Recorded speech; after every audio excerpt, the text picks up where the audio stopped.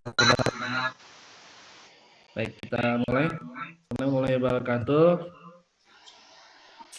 Waalaikumsalam warahmatullahi wabarakatuh. Baik, jadi saya ada tiga materi lagi yang saya sampaikan ya. Satu vitamin, dua mineral, satu lagi polifenol. Nanti ada satu tugas yang saya minta untuk dikerjakan. Saya masih ada dua potensi bisa kelompok atau bisa individu. Yang jelas sih kalau UTS mungkin Pak Batia ya, saya UTS-nya belum belum bisa nggak ngasih ya karena kalau minggu depan UTS sih kalau UTS-nya ada Babatia ya betul UTS. Kalau minggu depan Babatia mungkin saya nggak tahu nanti tanya ke Babatia. Kalau minggu depan nggak ada ujian ya itu kita kuliah minggu depan ya. Nanti kita atur aja waktunya. Eh, baik, vitamin ini sebenarnya yang pertama kali ditemukan adalah dari yang B1. Ini adalah kalau kita kan ada dua kelompok besar vitamin ya. Ada yang vitamin laut air, B kompleks khususnya sama vitamin laut lemak ya, ada ADK, vitamin A, vitamin D, vitamin E, dan vitamin K. Ya.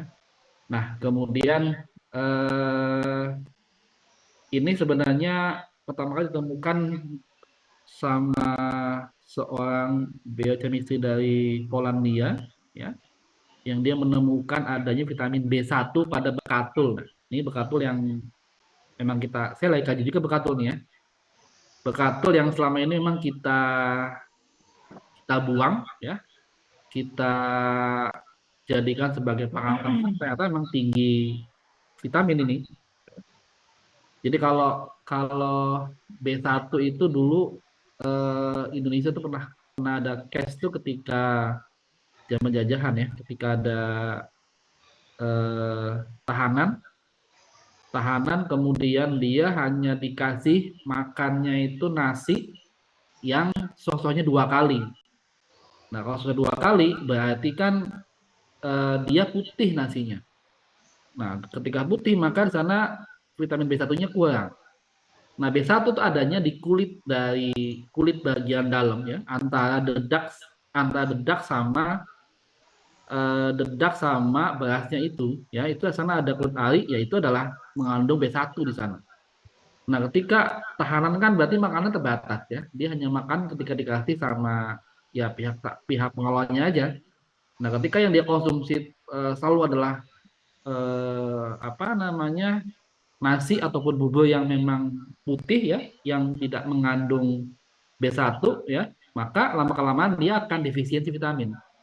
Nah, ini kejadiannya akhirnya muncul penyakit kaki gajah itu ya. Nah, itu Indonesia pernah ada case begitu pada tahun begitu kemarin. Nah, vitamin ini dari vital amin ya, karena memang cenderungnya adalah dia mengandung amin. Kalau amin itu berarti NH3 ya. NH3 ya. Eh, Vital itu ya penting ya. Jadi mengandung amin penting yang ketika nggak dikonsumsi maka bisa ada defisiensi. Nanti ada beberapa case ya. Nanti kita akan lihat satu-satu. Kemudian eh, akhirnya setelah berkembang berkembang berbagai macam pengetahuan ya, berbagai macam teknik analisis sebagainya. Ternyata tidak semua vitamin mengandung amin ya. Vitamin C, ascorbat itu tidak ada aminnya di situ ya. Vitamin A yang karotenoid juga nggak ada aminnya di situ. Jadi cenderungnya adalah rantai karbon ya.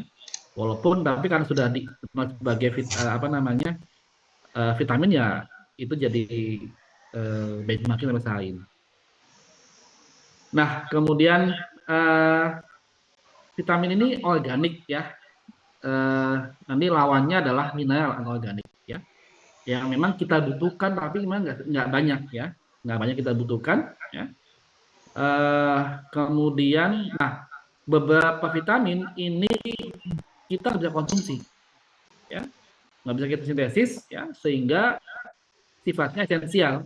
Ya, jadi mau nggak mau seperti tempat dari makan. Kayak tadi kita punya B1 misalkan ya, kita punya B1, kita nggak bisa minum, nggak bisa makan B1, maka kita dapat dari makanan, ya. Atau kemarin pas kita COVID ingat nggak? Diminta untuk berjemur COVID kemarin, ya. Kenapa berjemur? Untuk apa? Ada yang tahu? Ada yang masih ingat? Ada yang pernah kena COVID? Diminta untuk berjemur pada pagi ya, bukan siang ya. Kenapa? Ada yang ini? Masih ingat berjemur? Hmm? Menyerap sinar vitamin D, Pak. Iya, kenapa vitamin D-nya? Karena vitamin D yang kita produksi itu masih sifatnya adalah provitamin D, belum aktif. Nah, dia akan aktif kalau ada stimulasi dari sinar UV sehingga menjadi vitamin D yang aktif. Nah, itu adalah contoh bagaimana kita bisa bisa membuat vitamin D tapi tidak bisa aktif kecuali ada stimulasinya. Ya. Nah, ini ya, jadi kayak vitamin D seperti itu. Ada lagi misalkan untuk perkembangan jaringan, ya. Ada lagi antioksidan, vitamin E. Vitamin E itu tokoferol ya, tokoferol ada pada beberapa apa namanya vitamin E itu ada pada beberapa apa tauge ya. Kemudian eh, ada juga di rice bran juga ada, rice bran juga ada, bekatul ya, vitamin C, buah-buahan kebanyakan ya. Nah, kemudian vitamin juga menjadi kofaktor. Ingat nggak ketika enzim?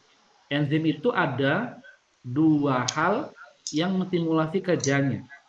Bisa enzim, bisa mineral. Bisa vitamin, bisa mineral. Bedanya apa? Kalau vitamin dinamakan sebagai kofaktor, koenzim, ya. Tapi kalau mineral adalah kofaktor, ya. Nah, nanti eh, masih ingat ketika ada metabolisme, ada FAD, NAD. Eh, kita kemarin di metabolisme karbohidrat itu eh, di glikolisis itu akan menghasilkan NADH kan ya. Lalu di siklus Krebs akan menghasilkan FADH, NADH. Nah, apa mereka itu sebenarnya? NAD, FAD itu adalah vitamin B kompleks sebenarnya. NAD adalah nikotinamid, ya. Kalau FAD kan flavin adenin, ya itu adalah masuk ke dalam kelompok vitamin sebenarnya, yang dia punya fungsi ke stimulasi dari kerja enzim. Nah, itu adalah udah kita kenal sebenarnya. Ya, jadi kalau enzim-enzim yang glikolisis tidak kekurangan FAD, NAD, ya, maka akan mengganggu kerjanya di situ. Jadi inilah fungsi enzim. Jadi walaupun dia tidak banyak, ya, tapi dia punya banyak faktor yang membuat dia penting dalam tubuh kita, terutama terkait dengan dia tidak bisa diproduksi tubuh kita. Yang kedua adalah dia terkait dengan stimulasi dari beberapa metabolisme. Nah, ada dua yang kompleks adalah pertama adalah vitamin lipid soluble ya, ADEK ya. Ini lautnya dalam apa non polar ya, hidrofobik. Kemudian dia akan ditransport dalam darah ini dalam lipoprotein ya. Jadi karena dia lipid soluble ya, maka sementara dalam darah adalah eh, solvennya adalah H2O ya, maka ADK nanti akan berikatan dengan lipoprotein ya, nanti akan diedarkan ke seluruh bagian tubuh kita ya. Kemudian vitamin A jelas ya, pakai retina ya buat mata. Vitamin D adalah untuk tulang, beberapa case juga buat imun ya. Kita kemarin di COVID juga butuh vitamin D untuk stimulasi sistem imun. Vitamin E antioksidan, vitamin K, dan itu vitamin K buat apa? Vitamin K untuk pembekuan darah ya. Karena ini ada trombin ya. Nanti ada vitamin, ada K, dan juga ada faktor I di situ, faktor X di situ yang nanti akan menstimulasi sehingga terjadi pembekuan dalam darah ya. Nah, vitamin juga di level-levelnya juga ya. Tapi case-nya sih kalau kita misalkan mengkonsumsi kebanyakan wortel misalkan ya, yang dia mengandung vitamin A ya. Dalam kita itu nanti dalam darah kita ya, paling kelihatan tuh dari kulit sama mata itu ada warna oranye biasanya. Tapi itu kalau sifatnya dari alam sih nanti tubuh kita akan langsung metabolisme sih. Paling nggak lama dia juga akan normal kembali, ya. Tapi kalau vitamin yang dari sintetik biasanya akan lebih lama lagi nanti efeknya. Tapi kalau vitamin kita kebanyakan makan wortel, kebanyakan makan apa, nanti akan ada mulai oil tuh kulitnya, matanya, ya. Ya, jadi tapi itu nggak ada masalah sih kalau dalam konteks tubuh kita sebenarnya. Yang berikutnya adalah vitamin B kompleks, ya. Ada vitamin B kompleks atau vitamin C. Ini vitamin laut dalam air, ya. Fungsi utamanya sebagai koenzim, ya. Stimulasi dari enzim, kemudian hidrofilik, ya. Laut dalam air, kemudian secara umum dia tidak disimpan, ya. Jadi kalau misalkan kita konsumsi 500 mg vitamin C, ya, itu sebenarnya udah melebihi kebutuhan dari tubuh kita sebenarnya, ya. Nah, dia akan dikeluarkan lewat ginjal nanti di situ, ya. Nah, tapi kita juga perlu secara konsisten mendapat input vitamin C ini, ya. Dapat dari mana? Dapat dari makanan yang kita konsumsi. Ya, utamanya adalah kalau vitamin C, vitamin D ini ada dari makanan. Vitamin C adalah dari sayur-sayuran.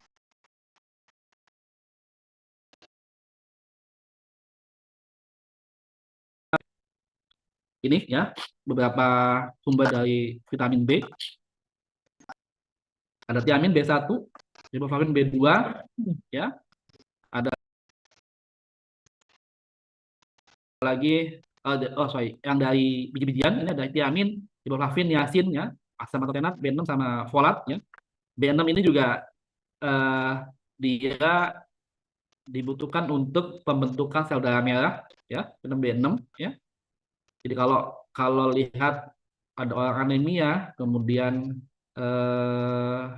dia minum beberapa vitamin, ya, maka isinya adalah B6 ini sebenarnya, ya. Asam folat ini adalah ada pada asparagus, banyak asparagus, ya. Asam folat ini tetap penting buat ibu hamil di fase pertama kehamilan, ya. Kalau folatnya kurang nanti maka dia akan ada namanya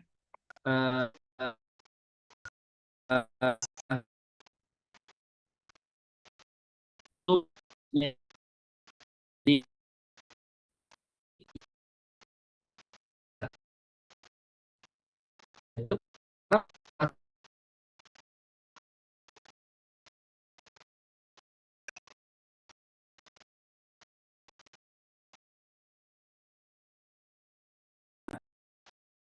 Fe B6 untuk stimulasi sebagai vitaminnya, ya. Lalu di sayur-sayuran, ya, ini ada vitamin niacin, B6, folat, vitamin A, C, E, dan K, ya. Di oil, ya, kayak apa namanya, minyak kedelai, ya. Kedelai itu minyak kedelai itu mengandung vitamin E banyak, ya. Susu ada vitamin D, B12, riboflavin, vitamin A. Kemudian di daging-dagingan ada yang lain juga, ya.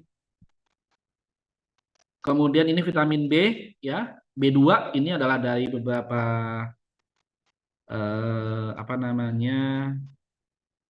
dapat dari daging-dagingan, ya. Susu, ragi, ya, buah, ya.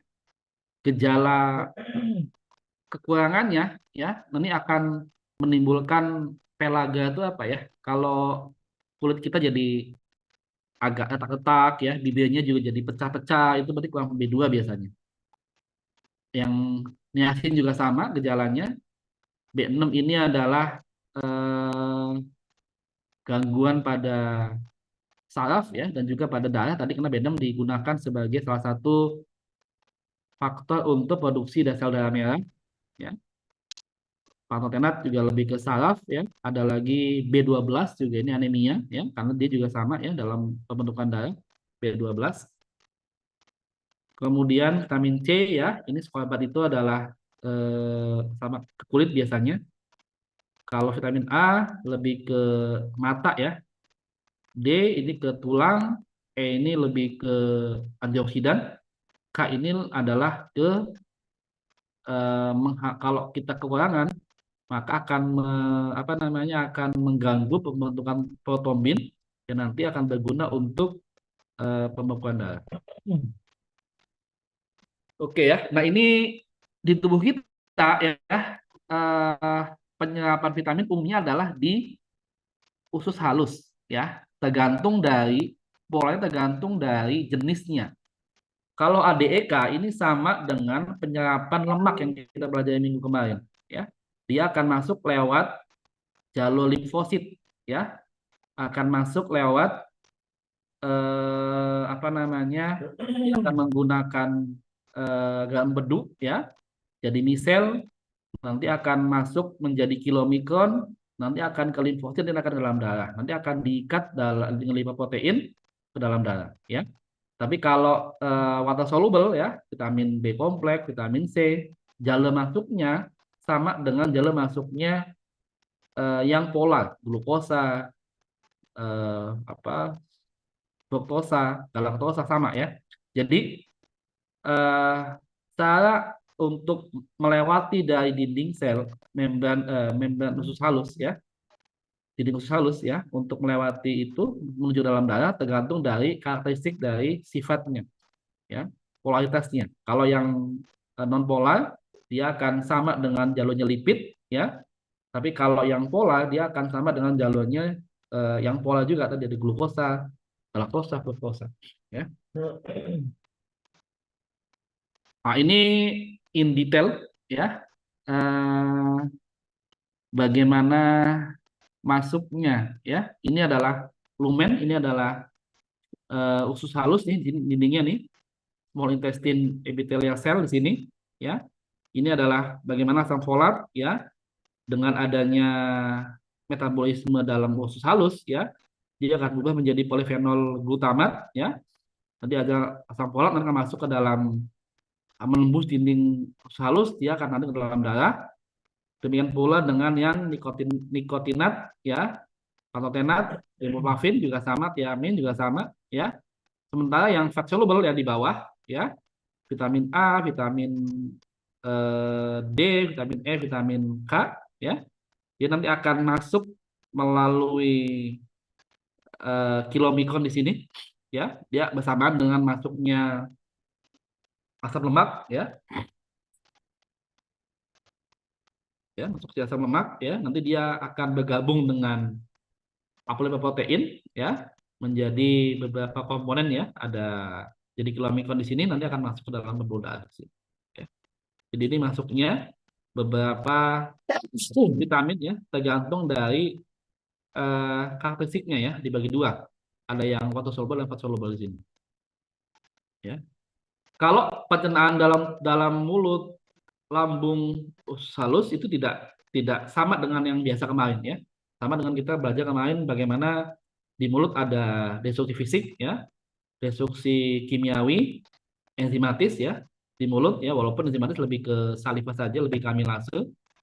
Di lambung itu adalah sama ya, ada destruksi fisik menggunakan peristaltik dari lambung, ada destruksi kimiawi menggunakan HCl ya, ada destruksi enzim, terutama enzim-enzim yang memang sifatnya adalah untuknya protein ya. Di Solo juga sama ya, ada fisik, ada enzimatis ya, itu adalah yang ada di lambung. Jadi sama sebenarnya kontekstualnya bagaimana metabolisme yang ada di mulut, lambung, seperti yang kemarin kita bahas. Ini ya jalurnya ya. Kalau kalau kita lihat ini kan dari sini nih solusi ada di bawah, kanan bawah ya. Ini ada usus halus ya. Nanti kalau eh, ya kalau yang pola nanti akan langsung masuk ke dalam hati di sini ya. Jadi semua makanan yang memang masuk dalam tubuh kita ini pertama kali akan dicek oleh hati, terutama terkait dengan apa? Apakah dia beracun atau nggak beracun? Ya, karena salah satu fungsi adalah detoksifikasi. Ya, dia akan menurunkan daya racunnya kalau memang itu beracun. Ya, menggunakan mekanisme toksikologi yang ada di hati. Ya. Oke, vitamin A, ini vitamin A ya. Dia adalah saya bilang di aktif ya.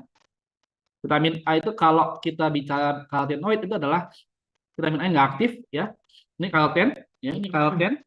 Ini ada pada talas beneng, ada pada wortel ya, ada pada eh, yang berwarna oranye biasanya ya. CPO ya, sawit ya. Nah, karoten itu adalah dua vitamin A sebenarnya. Ini kalau dipotong di sini ya, tanda bintang ini ya, ini akan didapat dua vitamin A. Ya, makanya karoten disebut juga sebagai provitamin A, ya, prekursor. Ya, karena apa? Karena walaupun dia punya vitamin A, tapi nggak aktif, ya, tubuh kita akan memetabolismenya sehingga dia menjadi aktif, menjadi retinol seperti ini. Ya. Nah, ini jadi ini ya bedanya ya. Jadi kalau di tanaman ya, umumnya bentuknya adalah karotenoid, vitamin A, ya, yang dia punya warna oranye di situ, ya. Warna oranye ya, sehingga ini kalau kita konsumsi dia akan menjadi retinol di sini.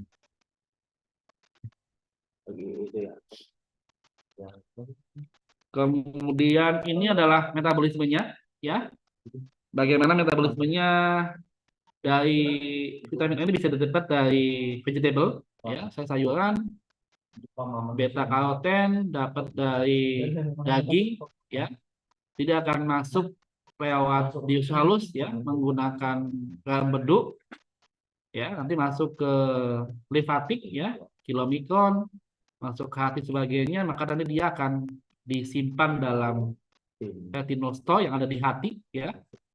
Nanti dia juga akan dikeluarkan sesuai kebutuhan dari tubuh kita ya. Kemudian kemudian ekstra ini adalah ini di pankreas ya. Kemudian dipotong, kemudian di hati nanti akan dengan digabung-gabung menjadi protein, nanti bisa diedarkan seluruh tubuh dalam bentuk ini. Nanti dia akan di-cut ke dalam ini nih, LBP, yaitu binding protein, sebagai senyawa, sebagai sistem pembawa yang ada di dalam darah. Oke, vitamin A ini adalah dia ada dia dibutuhkan oleh rhodopsin ya, rhodopsin, kemudian Oh, yang mana nih, Mas? Di sendiri. dia akan Ya, ya. Saya kirim namanya. ini vitamin A ya, ini bagaimana terkait dengan penglihatan ya. Dia menjadi sensor ya, menjadi saraf untuk menstimulasi retina ya, sehingga nanti bisa menerima cahaya dari yang kita lihat. Defisiensi akan menyebabkan kebutaan ya. Kemudian juga sebagai antioksidan juga vitamin A ini ya. Secara natural dia ada di air mata, ada di saliva sedikit, ada juga di beberapa di keringat juga ada ya vitamin A. Kemudian ini bagaimana vitamin A berperan di penglihatan ya. Ini ada cahaya di sini cahaya ya, nanti dia akan ditangkap oleh retina ya. Nanti ada kode di sini ya. Dia akan menerima cahaya seperti yang kita lihat. Ini sebenarnya yang kita terima itu sebenarnya adalah komplemennya ya. Komplemennya nanti akan diarahkan ke sistem kita akan mendefinisikan apa warna apa yang kita lihat di situ.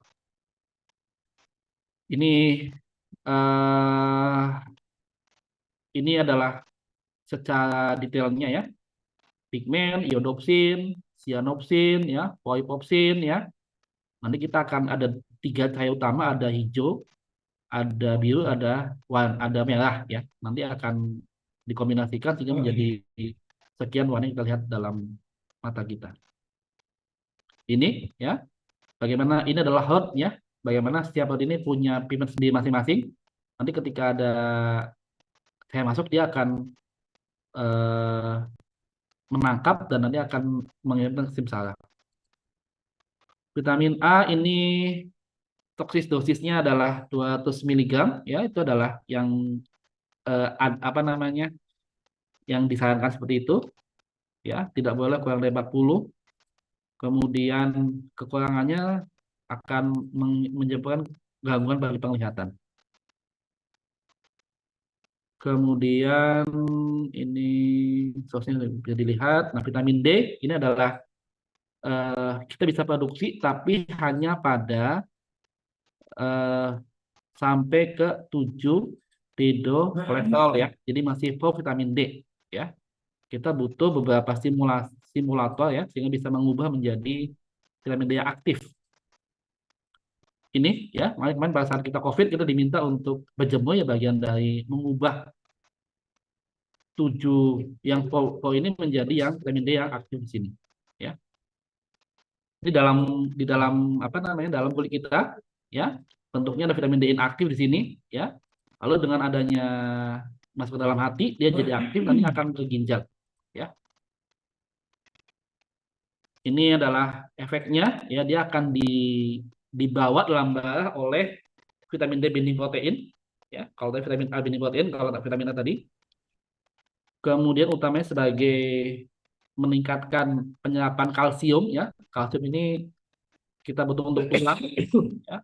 Lalu juga sebagai juga second messenger kalsium ini. Kemudian makanya memang vitamin D akan terkait dengan tulang juga ya. Karena dia mensimulasi penyerapan kalsium. Kalau vitamin D-nya kurang, maka kalsium juga akan berkurang juga di tubuh kita. Ini ya lebih ke tulang, lebih ke apa namanya, karena penyerapan yang bermasalah di intestine biasanya. Kemudian vitamin D juga terkait juga dengan imunitas, sistem imun ya. Ini yang kemarin kita jadi teori untuk kenapa kita berjemur ya, karena vitamin D ini akan meningkatkan aktivitas dari sel NK ya, itu satu sel imun ya yang dia punya fungsi untuk menyerang masuknya sel asing ya, ada makrofagus itu ya, dan juga sebagai mereduksi beberapa sel kanker ya, ada kolon ya di usus, ada breast, ada juga ovarium. Vitamin D ada di ikan utamanya ya, dan juga ada di jamur di beberapa. Vitamin E ini tocopherol ya, biasanya ada di apa namanya, sayur-sayuran utamanya ya.